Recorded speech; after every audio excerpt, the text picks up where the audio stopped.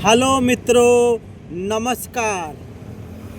खालिक बिन खाली नहीं, सुई धरन की ठोर। दसों दिशा में राम है, राम बिना नहीं और। मित्रों, यह रमा हुआ राम दसों दिशा में समाया हुआ है, सब जगह है। यह चाहे तो कुछ भी कर सकता है। तो मित्रों, आप लोगों को एक कहानी सुना देता हूँ। कहानी कुछ इस तरह से है। एक पहलवान रात में कहीं जा रहे थे।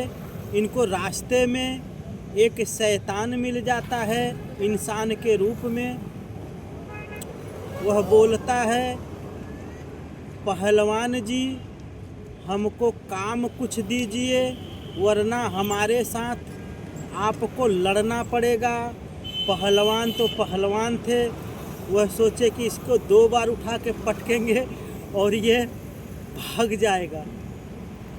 जब पहलवान और उस शैतान की जब दंगल होता है तो वह शैतान पहलवान को ही उठा पटक देता है। कभी पहलवान पटकते, कभी वह शैतान पटकता। यह प्रक्रिया बहुत टाइम तक चला। जब पहलवान हार मान लेते हैं तो वह बोलता है शैतान कि हमें काम दो। जब काम नहीं दोगे तो हमारे साथ आपको लड़ना पड़ेगा। फिर क्या था, पहलवान जी उसको घर ले जाते हैं। उसे बोलते हैं, गाय भैंस का चारा काट के लाओ। वो फटाफट काट के लेके आ जाता है। बोलता है, काम बताओ।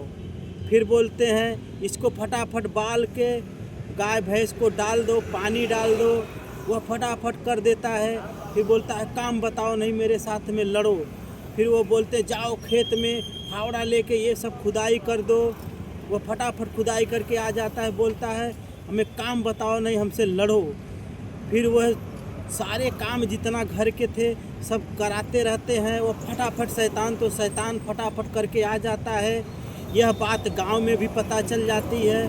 गांव वाले भी अपना काम बताने लगते हैं। सबका काम हुआ है जादू की तरह फटाफट करके आ जाता है और उनसे बोलता कि हमारे साथ में लड़ो। पहलवान बहुत परेशान हो गए, काम कितना बताए।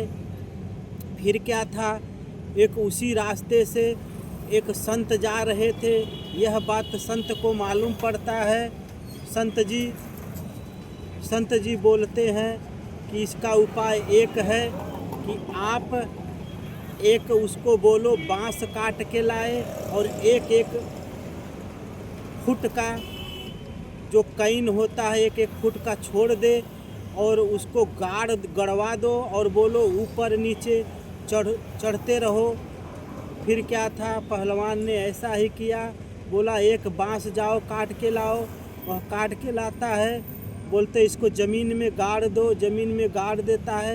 बोलते हैं, अब इसको ऊपर चढ़ो। ऊपर चढ़ता, बोलते नीचे उतरो।